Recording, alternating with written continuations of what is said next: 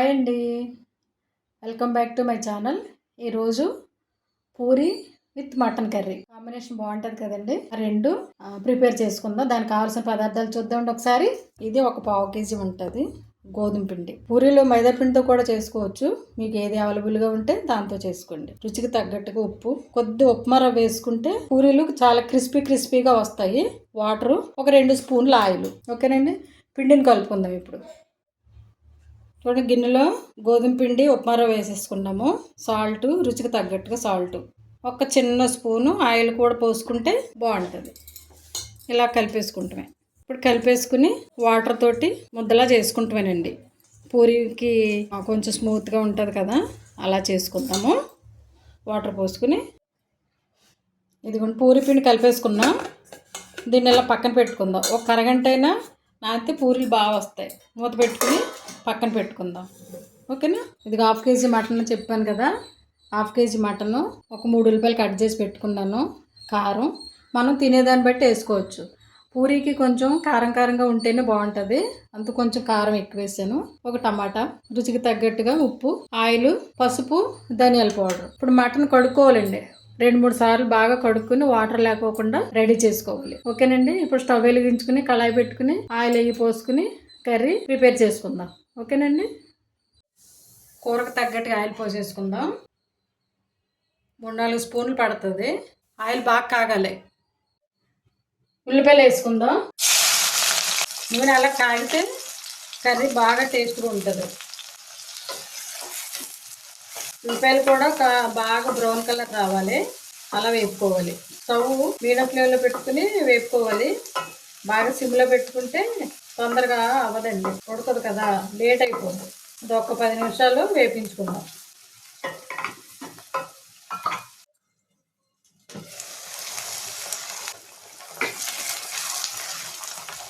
టమాటాలు కూడా వేసేసుకోవాలి. కొద్ది కరివేపాకు వేసుకోవాలి.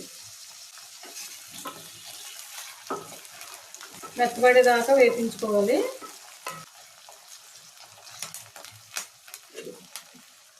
మూత పెట్టుకుందాం. ఇప్పుడు ఇదంతా ఎగిరిపోవాలి. ఎగిరిపోయిన తర్వాత ఇప్పుడు కారం అవన్నీ వేసుకోవాలి. అల్లంలో ఎంత బాగా ఉడికితే అంత బాగా టేస్ట్గా ఉంటుందండి మటన్ కర్రీ. ఒక 5 నిమిషాలు ఇలా ఉడికించుకుందాం.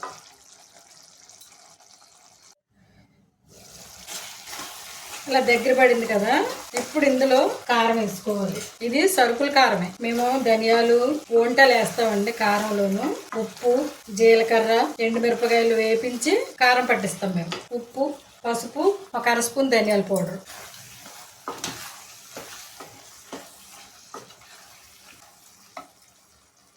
ఇప్పుడు ఇందులో చిన్న కప్పు వాటర్ పోసుకోవాలి. మనకు పూరీలోకి కదండి కూర, అందుకని కొంచెం పులుసులా ఉంటేనే బాగుంటుంది. ఇందులో కొంచెం కొత్తిమీర వేసుకుందాం.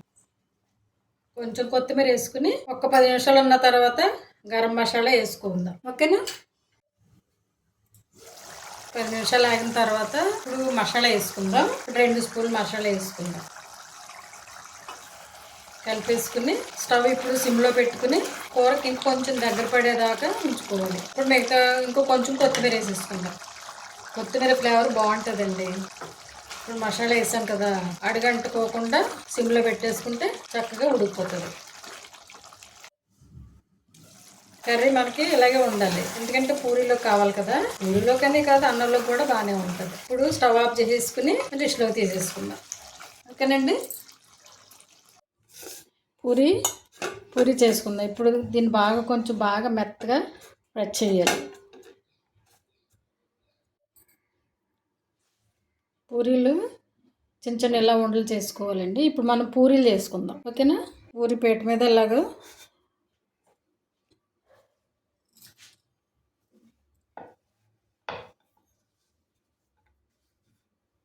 మనకి ఏ సైజు కావాలో అలా చేసుకుంటాం.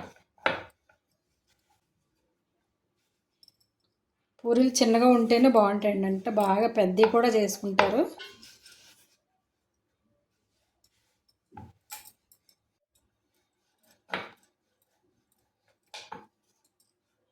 మనకి పూరీలు వేసుకుంటాకి బాగానే ఉంటుంది కదా, ఆ సైజు అంత పూరీలు చేసుకుంటే బాగుంటుంది వేగటానికి. ఇది ఈ సైజు సరిపోతుంది. చూడండి ఇలా చేసేసుకుంటామే. అన్నీ ఇలా చేసేసుకుని పక్కన పెట్టుకుందాం. పూరీలు చేసేసుకున్నాము. ఇప్పుడు ఆయిల్ కాగబెట్టుకుందాం. పూరీలకి సరిపడగా ఆయిల్ పోసుకోవాలి. పూరీలు వేయించుకుంటే కళాయి పెట్టుకున్నాము. స్టవ్ వెలిగించుకుని కళాయి వేడి అవ్వాలి. ఆయిల్ పోసుకుందాం. పూరి ములగాలి కదండి, అందుకని కొంచెం ఆయిల్ పడుతుంది. ఆయిల్ బాగా కాగాలి, లేదంటే పూరి ఆయిల్ పీల్చేస్తుంది. ఇదేనండి ఆయిల్ కాగి దాంట్లోనే ఉంటుంది. వంట అయినా టిఫిన్లు అయినా ఏవైనా బాగా కాగాలి. పిండి కలుపుకొని ఒక హాఫ్ అన్ అవర్ అలా పక్కన పెట్టేస్తే పూరీలు బాగా ఉబ్బుతాయండి. టేస్ట్ కూడా బాగుంటాయి.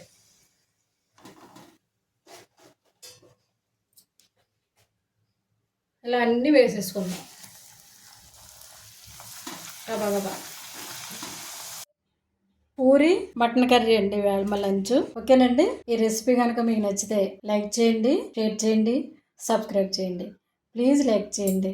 ఓకేనండి, thank you for watching. Bye.